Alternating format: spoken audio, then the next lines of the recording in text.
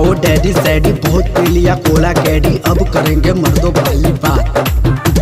खूब पियेंगे beer share साथ में लेके सेक्सी डियर, पार्टी चलेगी सारी रात। अरे हो ही गया डाल सतानी हाली हाली आयल बिया भैया के साली, कर सतानी गंदी गंदी बात। केहू न डाली गोवर सोबर मालिया बराई टोपर, केहू न डाली चोली में हाथ। होली में होली में होली में डीजे बजाएंगे, रंग चोली में लगाएंगे।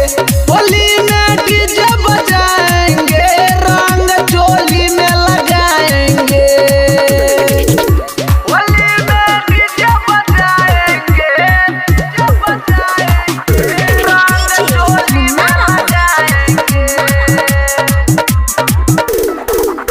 होली में डीजे बजाएंगे, रंग चोली में लगाएंगे। भतीजवा के मौसी के गौवा घुमाएंगे, होली के मजा जी भर उठाएंगे।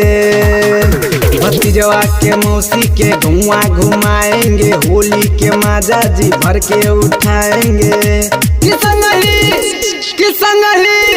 किसंगली कमर हिलाएंगे, रंग चोली में लगाएंगे। होली में डीजे बजाएंगे, रंग चोली में लगाएंगे। चोली में लगाएंगे, रंग चोली में लगाएंगे। होली में डीजे बजाएंगे, रंग चोली में लगाएंगे। वशिष्ठ बिहारी से गाना लिखाएंगे, चुन चुन चमकीला से इसको गवाएंगे। वशिष्ठ बिहारी से गाना लिखाएंगे, चुन चुन चमकीला से इसको गवाएंगे। पिके से रिलीज करवाएंगे।